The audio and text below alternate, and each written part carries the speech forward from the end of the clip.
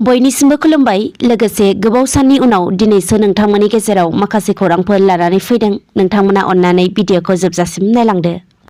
दिनै बर'नि जारिमिनारि सान एबा 27 जानुवारि दिनैनि गोथार सानावनो बर'नि थामथि गोजोन गोरोबथा बिटिआर सुक्तिया जादोंमोन आरो बे गोरोबथाया दिनै 2 बोसोराव आगान होफैबाय। रायखांनो नांगोनदि थांनाय 2020 मायथाइनि 27 जानुवारि खालि बर'नि आफाद एनडिएबि एबसु इउबिपिअजों भारत सरकार आसाम सरकारजों सावरायलायना बर'नि थामथि गोजोन गोरोबथा बिटिआरआ जालांदोंमोन आरो बे गोजोन गोरोबथायानो दिनै 2 बोसोराव आगान होफैबाय। दिनै बिटिआर गोजोन गोरोबथाया 2 बोसोर आबुं जानायखौ लानानै बिटिआर ओनसोलनि गुबुन गुबुन जायगाफोराव गाजा गोमजायैनो बिटिआर गोरोबथा सान फालिनायखौ नुनो मोननाय जादों।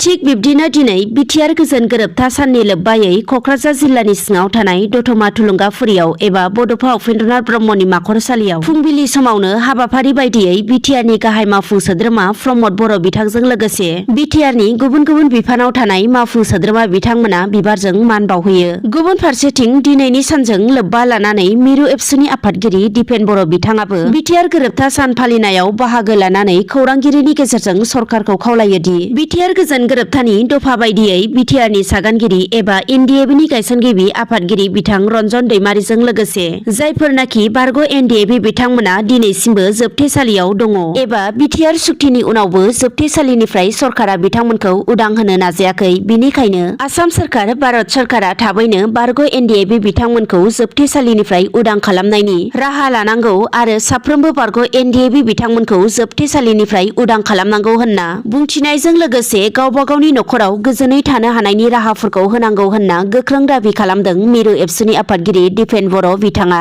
गुबुन फारसेथिं खौरां मोननो हानाय बायदिब्ला दिनै बिटिआर ओनसोलनि दाब दाब जायगाफोराव बिटिआर गोजोन गोरोबथाखौ फालिनाय नुनो मोनदोंब्लाबो नाथाय उदालगुरि जिल्लायाव दुंहाव थासारि सोमजिनायखौसो नुनो मोननाय जादों। रायखांनो नांगोनदि बिटिआर गोजोन गोरोबथाया दिनैसिम 2 बोसोर आबुं जासेयावबो बारग' एनडिएबिफोरनि जेंनाफोरा दासिमबो सुस्रां जाजोबैनि जाउनाव दिनै उदालगुरि जिल्लानि मनफु गेलेग्रा फोथाराव बारग' एनडिएबि बिथांमोना बिटिआर सरकारनिसिम गोख्रों खुद्रिसारनाय एबा सोमावसारनायखौ नुनो मोननाय जादों।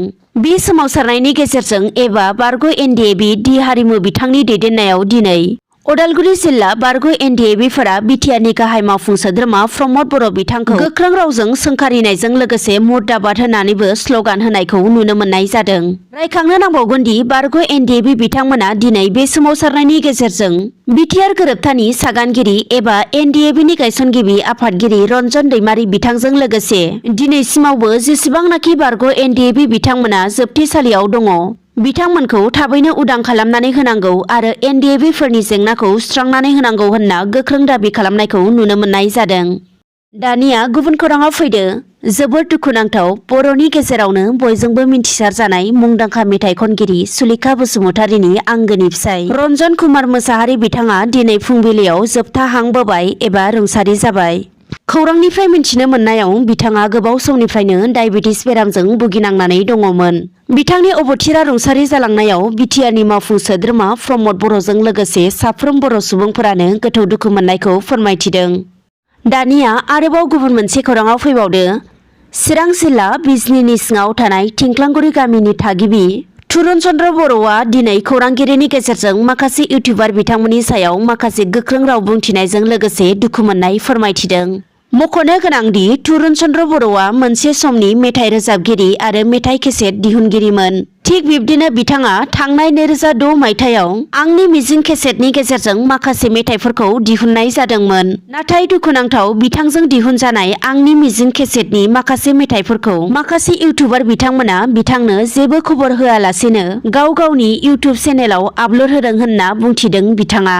बिनि अनगायैबो बिथाङा मिन्थिहोबावनाय बायदिब्ला बे केसेटनि मेथाइफोरखौ गाव आपल'ड होनाय जायाखैमोन। बिनिखायनो जायफोरनाखि सोङा हसिया आपल'ड होबाय बिथांमोना बिगोमाजों एबा गावजों सावरायफैनो थाखाय बिथाङा खावलायहरदों। जुदि बिथांमोना गावजों सावरायफैया अब्ला आयेननि राहा लानाय जागोन होननानैबो बिथाङा बुंथिबावदों।